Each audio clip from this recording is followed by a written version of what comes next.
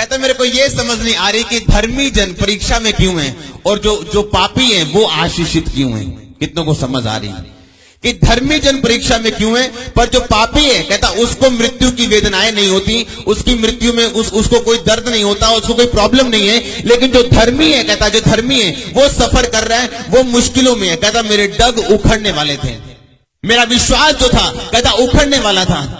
कहता मैंने जब इस पे ध्यान लगाया तो मेरी दृष्टि में ये बहुत कठिन समस्या थी कि मैं इसे कैसे समझूं। 17 आयत में लिखा कि जब तक मैंने ईश्वर के पवित्र स्थान में जाकर उन लोगों के परिणाम को ना सोचा। सब कहें आमीन। कहता जब मैं ईश्वर के पवित्र स्थान में गया, कौन सा ईश्वर का पवित्र स्थान? परमेश्वर का भवन भी उसका एक पवित्र स्थान है। आमीन।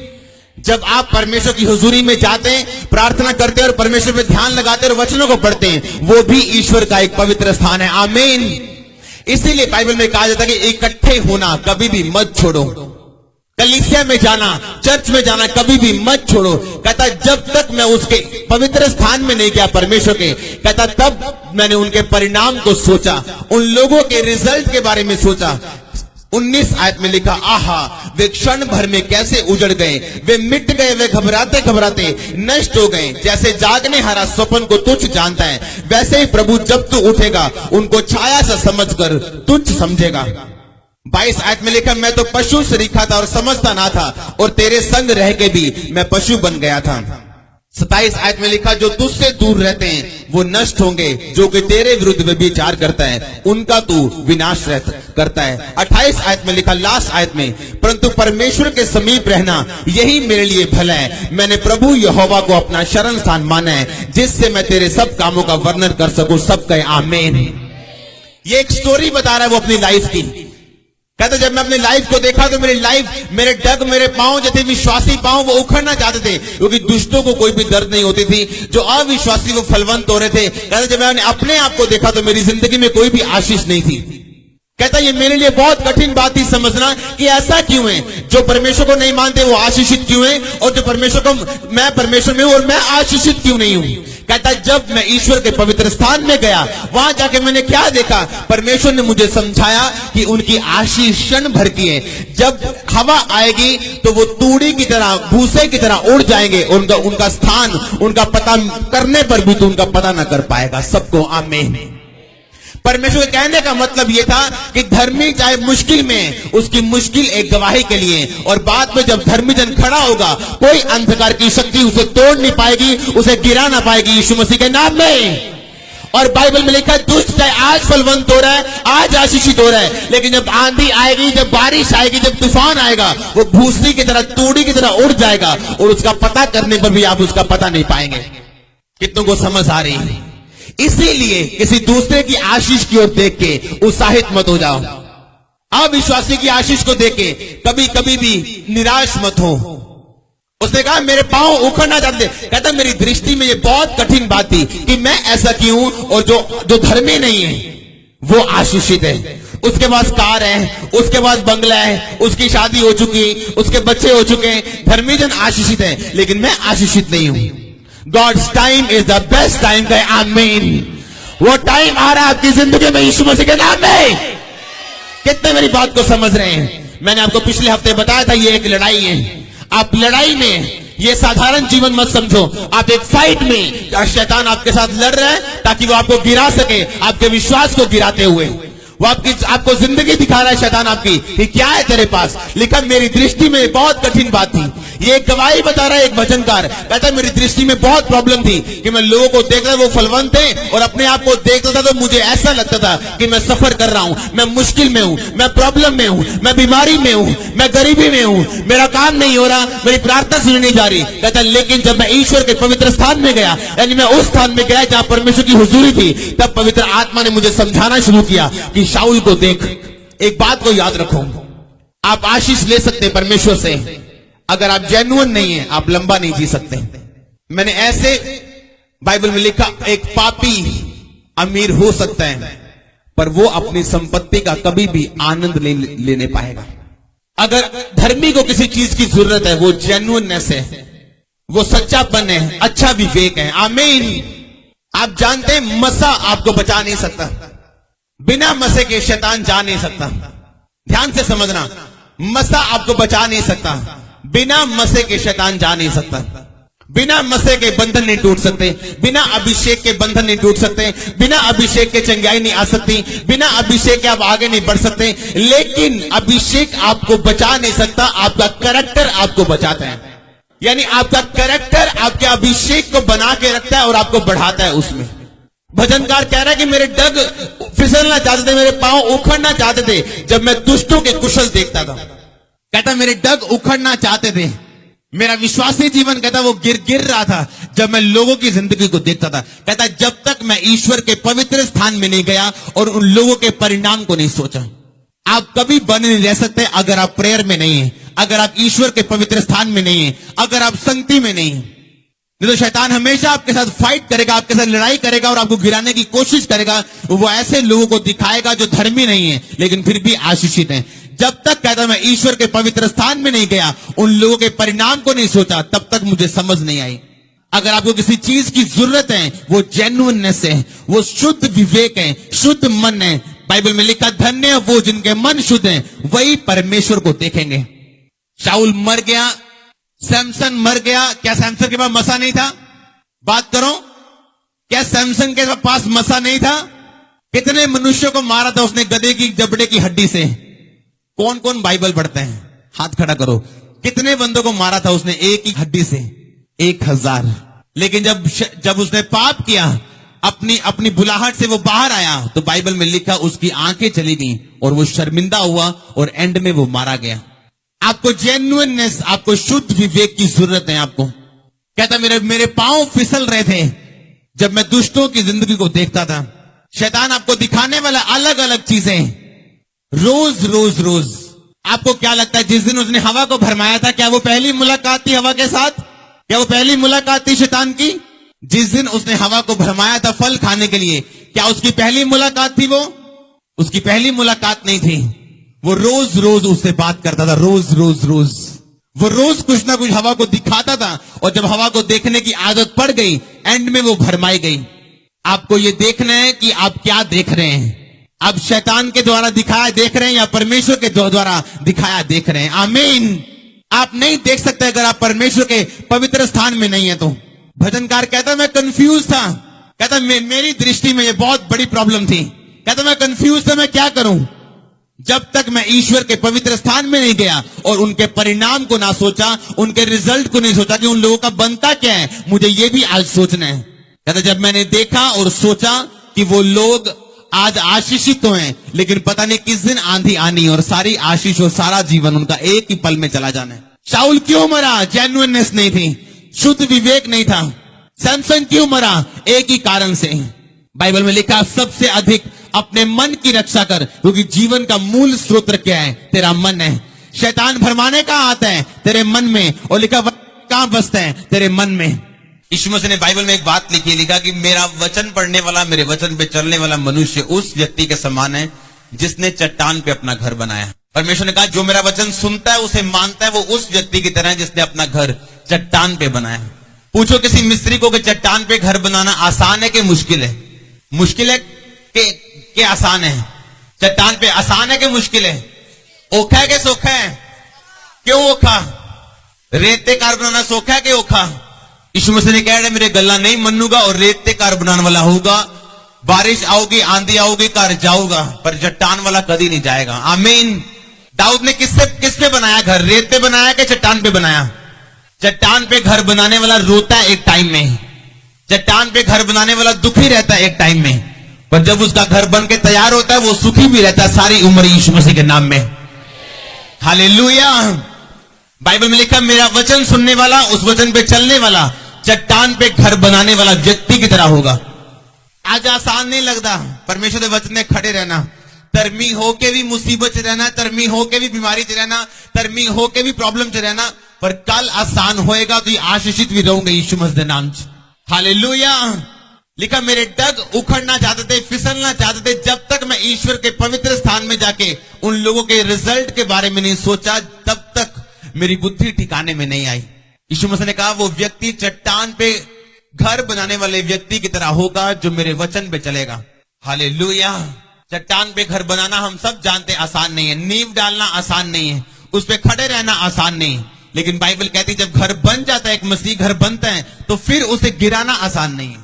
फिर कोई मुसीबत, कोई परीक्षा उसे गिरा नहीं सकती, क्योंकि वो शुरू से खड़ा हुआ है, उसने देखा है सब कुछ। वो देख के बड़ा होके परमेश्वर में खड़ा रह के, वचन पे खड़ा रह के, अब उसको रिजल्ट मिला और वो जानता है, वो पक चुका है। उसकी ज्ञान इंद्रिय बाइबल में लिखा है कि अभ्यास करते करते पक्की हो चुकी। वो जानता है कि परमेश्वर ने मुझे आशीष दी है, और वो विश्वासी जीवन में सदा खड़ा रहता है। कभी पौलुस को आपने गिरते देखा है बाइबल में? लेडीज के साथ, जुए के साथ गिरा कभी पौलुस? क्यों? पतरस गिरा कभी? कितनों को मेरी बात समझ आ रही है? पतरस गिरा कभी? कभी बाइबल में देखा उसने माफी मांगी होगी? वो औरत के साथ सो गया था, व्यभिचार की माफी मांगी हो। उसका घर बन चुका था। कब? 3.5 साल वो परमेश्वर के साथ रहा था। आप जानते पतरस दुखी रहा, क्यों? अपने परिवार को छोड़ के वो परमेश्वर के साथ था, और परमेश्वर को कोई तनख्वाह नहीं दे रहे थे। लिखा वो एक समय वरीड था वो, जब मंदिर के कर लेने वालों ने बोला कि तेरा गुरु मंदिर का कर नहीं देता, टैक्स नहीं देता, तूने भी टैक्स नहीं दिया। परमेश्वर पतरस को पैसा नहीं देते थे। पतरस वैसे ही परमेश्वर के साथ था, ये जानते हुए कि ये सर्वशक्तिमान परमेश्वर है, और जब मैं परमेश्वर में मेहनत करूंगा, मेरी मेहनत कभी व्यर्थ नहीं जाएगी। आमीन।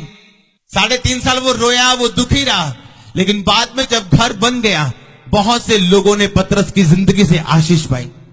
बहुत से लोग बचाए गए, बहुत सी रूहें बचाई गई, लंगड़े चलाए गए, अंधों ने देखा पतरस की जिंदगी के द्वारा। क्यों? एक फैसला लिया था 3.5 साल उसने, कि वो परमेश्वर के साथ रहेगा, परमेश्वर की आत्मा के साथ रहेगा। दुनिया कुछ भी कहे, अपने परिवार की, अपने फ्यूचर की चिंता उसने परमेश्वर पे छोड़ दी थी। हालेलुया।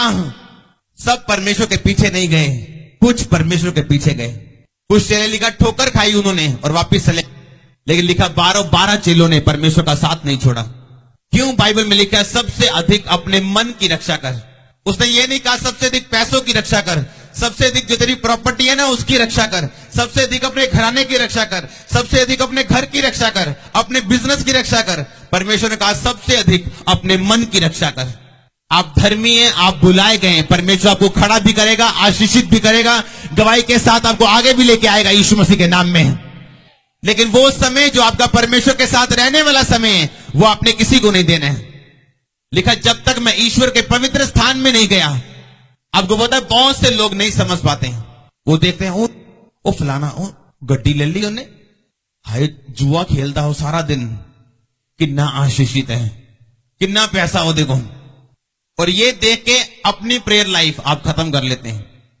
अपना पड़ोसी देखा, हाय कितना पैसा है देखो, मुंडा ऑस्ट्रेलिया गया था, सोना आ रहा है, गहना आ रहा है, आप बिना चल रहा है, पार्टियां चल रही हैं। उन्होंने देख के अपनी प्रेयर लाइफ खत्म कर ली कि वो तक इतना आशीषित है, मैं क्रिश्चियन है, मेरे को की है। 5 साल बाद वो नजर भी नहीं आ रहा, नाल दा गुआंढी बीमारियां जो पता नहीं कितने चला गया। और तू ही सोच रहे हो कि काश मैं प्रार्थना ना छड्डी होती थी, आज मैं कितने होर होंदा। लेकिन मेरे डग उखड़ना चाहते थे जब मैंने लोगों को देखा, उनको उनकी मृत्यु में वेदनाएं नहीं होती, उनका बल अटूट रहता है, वो जो करते हैं वो सफल भी होता है। लेकिन मैं जो कर रहा हूं वो सफल नहीं हो रहा। ये एक टाइम था धर्मी का, ये सदा की धर्मी की बात नहीं है, सदा का जीवन नहीं बोल रहा। वो एक टाइम था जब धर्मी कह रहा था कि मुझे ऐसा लगता था कि दूसरे ज्यादा आशीषित है और मैं कम आशीषित हूं। लेकिन एक टाइम आया जब मुझे पता चला कि मैं सदा के लिए आशीषित हूं। आमीन। रेत पे आप घर बना सकते हैं, लेकिन कोई गारंटी नहीं कब तक टिकेगा वो। परमेश्वर ने क्यों कहा था, यीशु मसीह ने कहता मेरा रास्ता तंग रास्ता और थोड़े इसे पाएंगे। मैंने एक बात देखी, कौन लोग गिरते हैं हमेशा?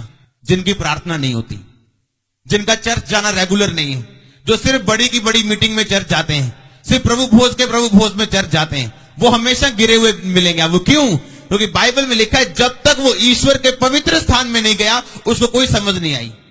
क्या था 16 आयत में? देखो ध्यान से, 16 आयत में लिखा कि जब मैं ये सोचने लगा कि मैं इसे कैसे समझूं, तो ये मेरी दृष्टि में अत्यंत कठिन समस्या थी।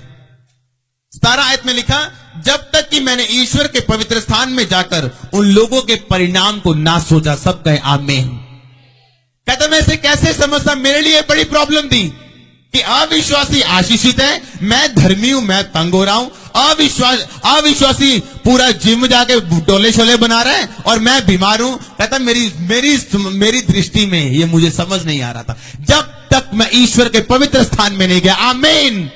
क्यों लोग आज भरमाए जाते हैं, या क्यों मसीह लोग जो है विश्वास पे खड़े नहीं रह पाते? की जिंदगी में प्रेयर नहीं है।